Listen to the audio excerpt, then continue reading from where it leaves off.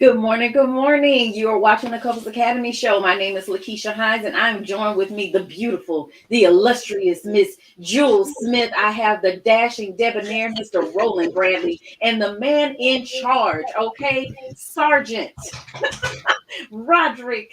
Good morning. How are you all? How you doing? How y'all Good feeling? morning. Good Good morning. morning, Good Keisha. morning, Lakeisha. Good morning. It's hump day, right? Today is Wednesday, right? Yes, it Yes. is. Okay, I'm just making sure it's all running together over here at Couples Academy. We got a lot going on for sure. Today we are talking about common problems that married couples deal with. There are a lot of problems, a lot of issues that married couples deal with, right? But we're gonna focus on top, top. We'll try to get through all 12. If we don't, it's okay. Don't judge us. We want to make sure that we're giving you a comprehensive explanation of these problems. So, some of the things that we talk about all the time, I would say, are infidelity for sure, because this is Couples Academy. This is our specialty. This is definitely what we focus on for sure. But I think that a lot of times our listeners or our Couples Academy family, they're not clear on the different types of infidelity. So, understanding that it's not just about sex, that it literally could be an emotional affair that someone is having. It could be financial. It could be, where you are just constantly lying, and it could be lies of omission. That's something a lot of times people don't think about. It's like, well, I never directly lied. Yeah, but you withholding information. Those are lies by omission. So understanding that there are many, many different types of infidelity, I think is really important for you all to educate yourselves about, to ensure that there is no betrayal within your relationship. Another top thing I think we talk about all the time is communication. I know even on my show SOS, I'm always talking about communication. I have couples coming to me wanting to talk about sex and wanting to jump right into the bedroom, but I'm like, well, are y'all talking outside of the bedroom? No. Okay, well, how do you expect to have any type of physical conversation in the bedroom if you're not talking outside of it? So that communication is critical, and making sure that you do it effectively and efficiently, and making sure that after you have these courageous conversations that we all talk about, that there's some type of progress that you're making, that you've had some type of resolution on the other side of it. And then I think another big thing that we talk about often is what is it? What is it? What is it? Help me out, Jewel. What is it? What's another top thing we talk about? Intimacy. Oh, how could I forget? Yes, so we do talk about intimacy a lot. Do you know that there are like 12 different types of intimacy? I don't even think people know that, but there are many, Wow. many different types of intimacy. The one that we focus on most often is physical, of course, sex, right? And then another one, I think top one that we focus on is trying to have that emotional connection and intellectual connection with our partner. But there's so many different types of intimacy. Spiritual, financial. Financial, exactly. There's also experiential, where you are experiencing different adventures together. So Mhm. many different types of intimacy, and so again, we talk about those a lot too. And yesterday, I wasn't on yesterday. Who was on yesterday? It was me and Walter. We talked Okay, about so trauma. you all talked about trauma, and I think we have talked about trauma. And did you guys touch on grief at all yesterday? No, we didn't. Okay. So, how that impacts relationships, anytime we are bringing baggage into our relationship from the past, it's going to affect your current situation. If we don't heal our past traumas, we don't deal with any grief that we may have been suffering from, eventually it will bleed over into our relationship and on to our spouse. And so, Jewel, was there something specifically that you guys gave the people yesterday in case they missed, to help them understand how to recover from any type of trauma that they may be experiencing? Well, one of the main things we discussed is how important it is that both parties have a conversation, preferably before you get married, about any type of trauma that you have gone through in your life.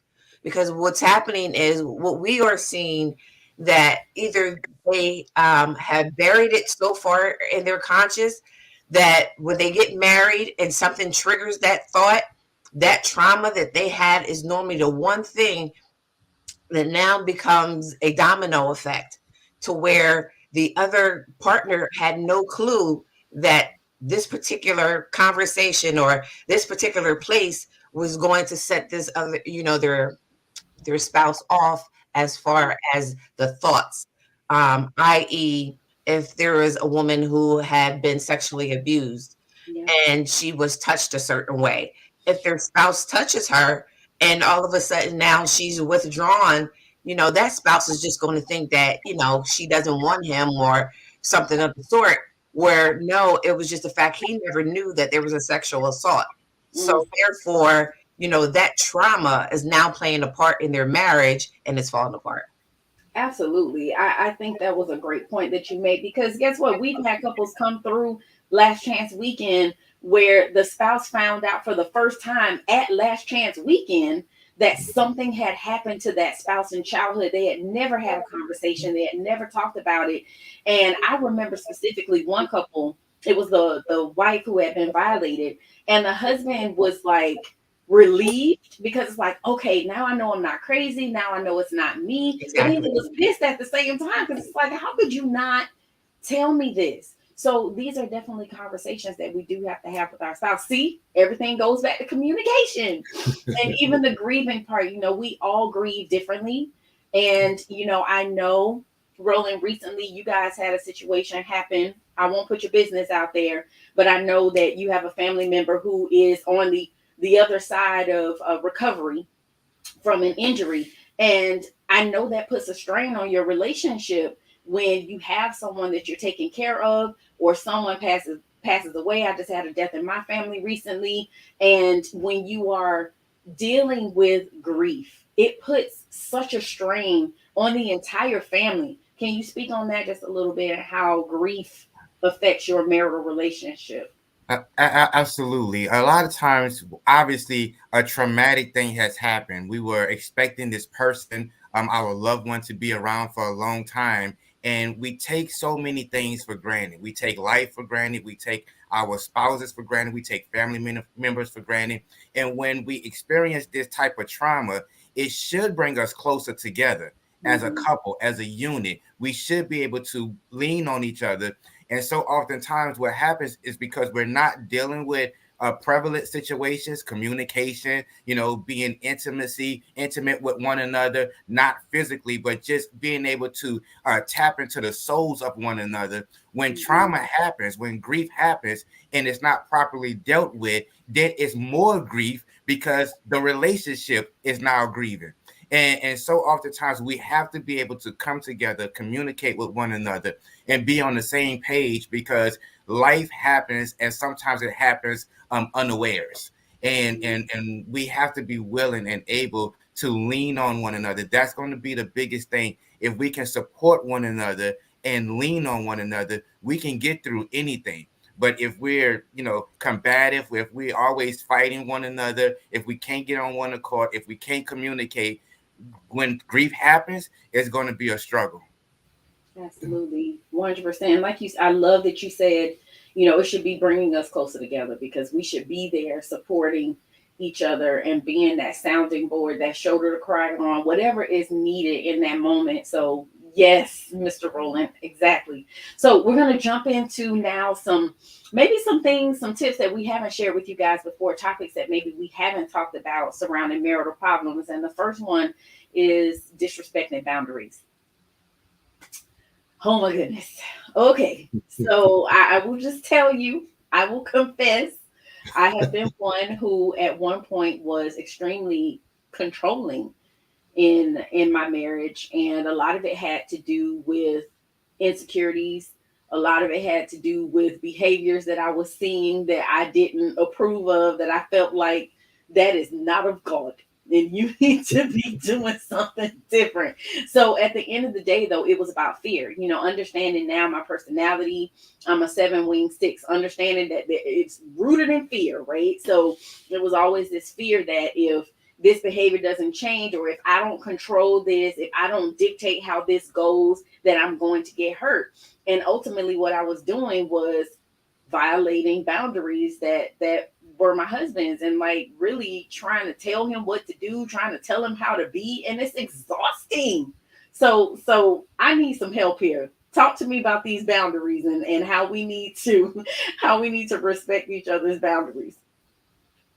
Well, Lakeisha, I mean, when you're talking about boundaries, think about what boundaries do. Boundaries create a form of security, a form of safety. Boundaries keep everybody level set and on the same page. Everybody understands the rules, the regulations, the expect what is expected. Everybody also understands the consequences when the boundaries are not respected or violated.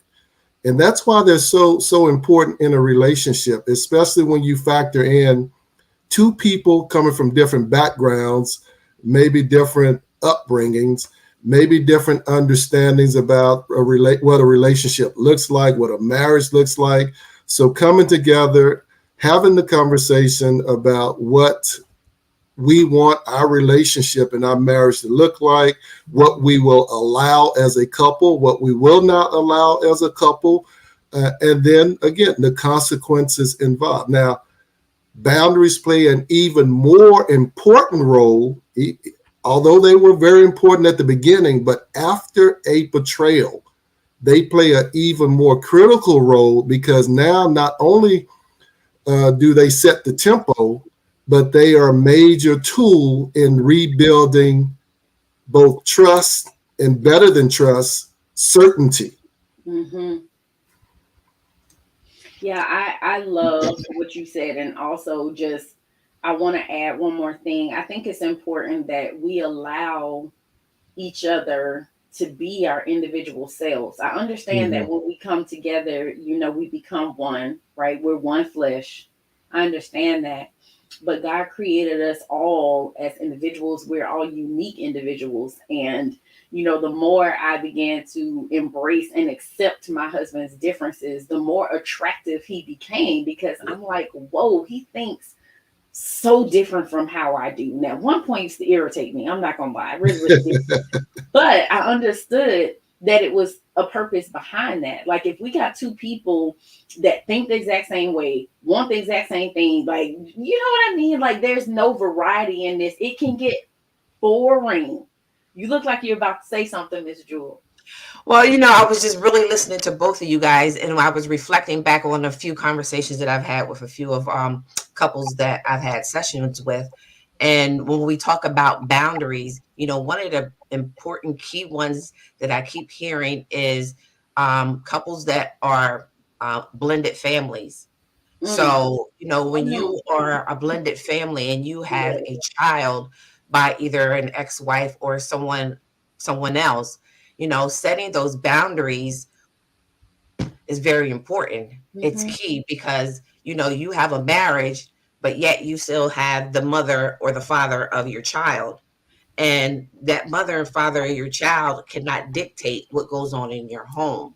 That's So good. there's boundaries that have to be set, with that person, where you have to work Mm. together because you have to still raise this child together. So Woo! when it comes to boundaries, that is definitely one situation y'all need to sit and talk about. I have a client right now that's dealing with that, literally dealing with that, trying to figure out how to keep the peace. The husband is in the middle because he is the one who stepped out, and he's trying to keep the peace with his spouse and trying to keep the peace with the baby mama. And it's just a lot of drama. And I mean, like you said, everything comes back to boundaries. The more they define these boundaries, the less drama there will be. All right. So the next common problem in marriage is going through different life stages. And we all are going to do this, right? We all, I mean, you live long enough, you're going to experience some changes physically, mentally, emotionally, spiritually. And so it literally can take a toll on your relationship. All right, help me out here with these life stages. it's interesting. We're talking about that because,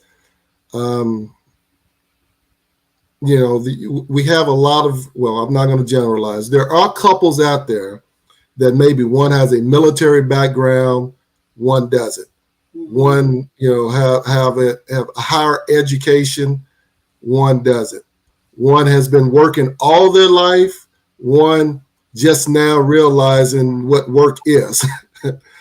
And with that, they're at different levels in life. I mean, if you worked all your life, at some point there's a sick and tired of work mentality versus the person that may not have to work and now they're hitting a groove. They kind of understand a little bit of business and about the workforce.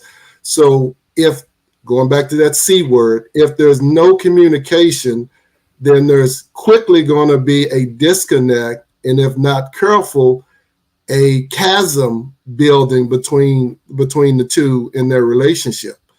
And it has to be addressed. You don't want to belittle the person that's all fired up about their position in life at the current moment, just like you don't want to belittle the person or the spouse that's maybe stagnated, looking for a new challenge or a new opportunity. So again, it goes back to communication. Absolutely. And I also think really quick, because I also think too, when we talk about the life changes, we have these midlife crises, right? Yeah. That we go through. But we also have midlife changes. And sometimes we don't get it. The light bulb doesn't go off until later on in life. And now we have to we don't want to talk about it either. we don't want to talk about it. But we have to restructure and revamp how we've been doing things, because a lot of times we've been doing life, but we realize we've been doing it the wrong way. And so that becomes the issue or problematic when one person realizes that we have to do things a different way, but because I've been doing it this way for so long, then this is how it ought to be. I used to go into companies and train, and I walk in and the folks would get upset because they're like, we've been doing it this way. And I'm like, you've been doing it this way wrong. I'm like, and so, a lot of times we don't want change. We don't like change, but change is inevitable. And we have to be willing to change and have midlife changes versus midlife crisis. Come on, Roland. Let's address the elephant in the room with the midlife crisis, the midlife changes, that weight change. Oh my God. that weight change. You would think, okay, you gained a few pounds or whatever, but that can take a toll on somebody mentally. Yeah. It really takes a toll when you have been a certain size for so long. You get married, now you're cooking every day, maybe, or eating out every day, or you didn't have a baby and the weight starts to change. So now you're looking at yourself different and your spouse is looking at you a little differently. Those are things that you still can control, because you can use that as an opportunity to, okay, I've gained a little weight, let me go to the gym, work out with your spouse, do something together to make those changes look different in your eyes, opposed to just saying, oh man, I don't like the way this fits on me. And then, babe, you look good. You look good. Communication is key. Communication is key, because a lot of times, ladies, and this is not all the time, but a lot of times, we're feeling a certain type of way about a certain thing, and our husbands are looking like, yes, I'm loving it, all of it, like, and we're over here having all types of feelings and emotions, but they good, like they real good. So anyway, you guys, we're just scratching the surface on these common problems that married couples deal with, and so we're going to take a quick break, and we'll be back to give you the rest of them. Don't go anywhere.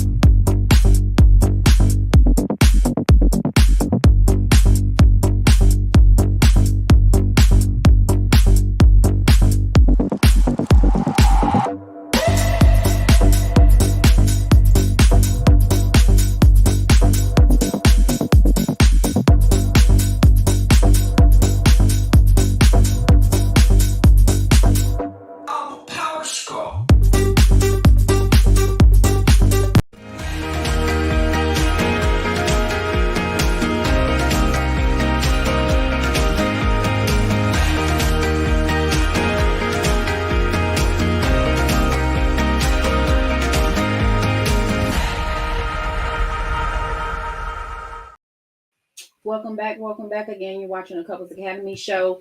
We are so excited to be here with you today, and I love who is here with us today. I just want to shout out our Couples Academy family. Save 16902, Vashawn, Callie, Power Couple. What's up? Kiki, do you love me? Are you? Oh, sorry. Stephanie, Tori, Marcus, Alan, Aubrielle, and is that it? Did I get everybody? I said Alan. All right. Welcome, welcome, welcome. Thank you guys for joining us. So we're continuing our conversation about the common problems that married couples deal with. And this one's spicy. It's a little spicy. It's like that fire in the background with you, Rod. Jealousy. Oh my goodness. Nobody wants to talk about this. Nobody wants to admit it. Come through, Jewel. What's going on with this jealousy? How does it impact these couples? People don't even realize that there is any form of jealousy, or they don't think that it's possible that my spouse could be jealous of me or anything about me. One of the things you want to look at is someone that is, withdrawn when you're talking about certain things, a little standoffish, leave the room when, you walk in or whatever. But jealousy is very common, especially when it comes to someone who has a job that requires their attention a lot, where they're working a lot of hours, where they're working on the weekend, where, they change their plans with their spouses or their family because the job is calling them. So again, no boundaries, but it makes the other spouse kind of feel like they're neglected. Mm-hmm. You don't have time for them.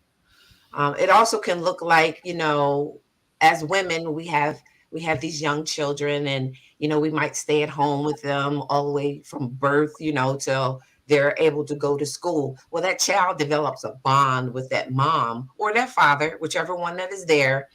So the other spouse now kind of feels like, well, where do I fit in at? Wow. We have to be intentional to make sure that we include our spouses, especially in that situation, because, just for example, I come home and my child is hollering and screaming and they don't want me. All they still want is mommy. Everything's about mommy, mommy, mommy, mommy. Well, dad might be like, cool. But after a while, dad's going to start feeling some kind of way, and, that jealousy sets in, that he doesn't have that relationship or that bond, so it's really important that when things happen, you control those. You have, again, communicate with your spouse when you're feeling some type of way. Women that are out in the workforce, if you're making more money than your spouse, that can contribute to some jealousy. Absolutely. It really can. Opposed to, you should never work against each other. Be happy for your spouse, but it's also a conversation that always needs to be held. Any input from you guys? Well, listen, I'm touch on this and then we got to move. Listen, you put a completely different spin on this, Jewel. I was not expecting that. So yes, you're absolutely right. I was thinking about the one who's jealous that you might be doing something, that you creeping or something like that. Jewel, you came with a completely different perspective. So I'm going to come from the one that everybody else was probably thinking about too, was you being jealous of, your partner potentially looking at other people, or you suspect they're looking at other people, because we've heard that so many times where it's like we were out and the person is accusing the other person of looking at somebody, and they're like, I'm just checking my surroundings to make sure nothing is going to pop off in here. Like literally, I'm not even paying attention to who or what walked by. So a lot of times it has to do with lack of self-esteem and just dealing with being too controlling, having anger issues, being overbearing, just again, not being confident within yourself, not being confident in that relationship. So we got to get that together. And Keisha, I did that intentionally because most people think exactly what you said. They forget about these other things. Mm-hmm. And it's like, okay, if this isn't happening, they shouldn't be jealous. Well, Right. no, there's still some other things out there. Absolutely. Absolutely. And that we're unaware of. All right. So the next common problem, boredom. So I'm going to talk about being bored in the bedroom, because that's just what I do. And I'm just trying to tell you, everybody, when you have been in a relationship with someone for an extended period of time, you have tried multiple positions, You have brought in different things into the bedroom, and you are now in this place where we are just bored. Like, what else can we do? There's more. There's more. I can help you. We can't talk about it right now, but there is more. But the point a lot of times is that we're not doing the work outside of the bedroom. I tell you guys this all the time. Like, everybody wants to talk about, well, how do I do this and do that? Well, a lot of it has to do with connecting with your partner on an emotional and an intellectual and a spiritual level. And then everything is kind of like a domino effect. Everything falls into place in the bedroom. Also, outside of the bedroom is really when we're not taking the time to have those play dates. We're not taking the time to have date nights. We're not taking the time to just talk. Like, it doesn't have to be about a problem. Let's just talk about what happened in the news today. Like, what's going on in the world. As much as I cannot stand sports, you guys, like, really, I cannot. I really don't. But I have found some shows, some commentators that I really, really like. And so that's an area where my husband and I can connect, because I'm like, all right, what Foxy say today? Tell me what Foxy said. That's my boy. Love Foxy. So tell me what he said today. Stephen A, he too loud. I can't take him.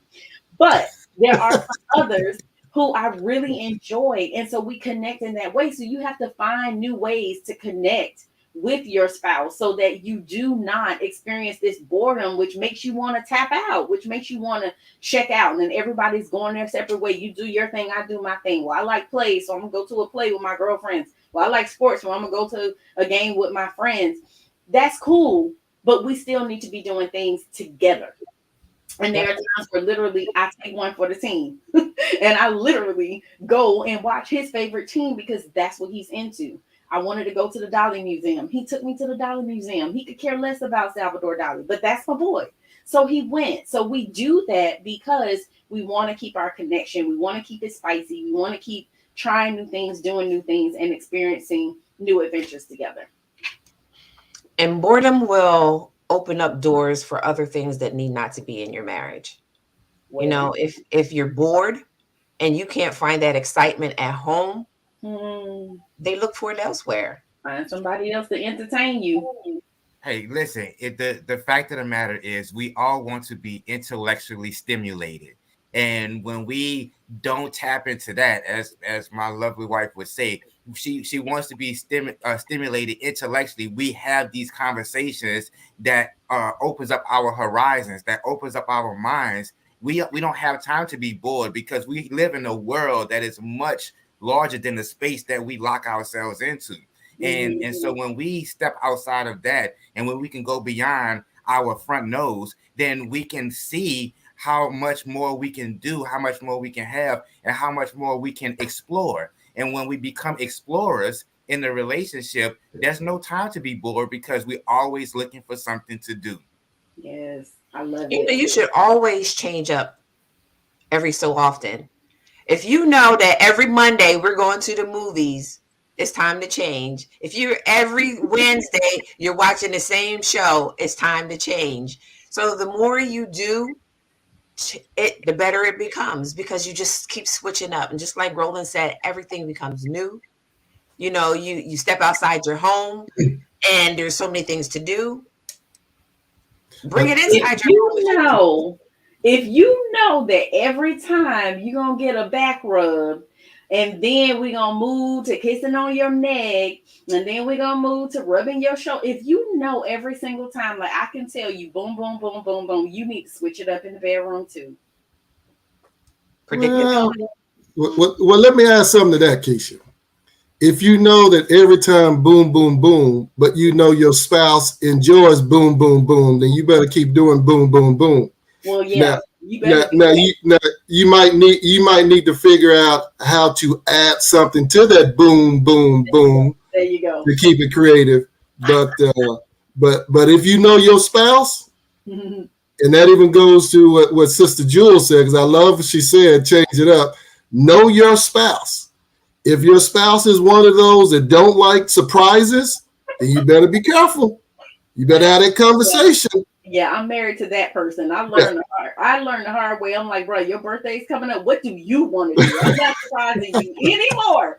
And so to your point, Mr. Rod, to your point, if do boom, boom, boom in the laundry room instead of the bedroom, how about exactly. switch it up? Change the location, everybody. Change the location. All right, you guys, this has been such a fun conversation, even though we've been talking about problems, but a lot of times that's something else. We stop laughing.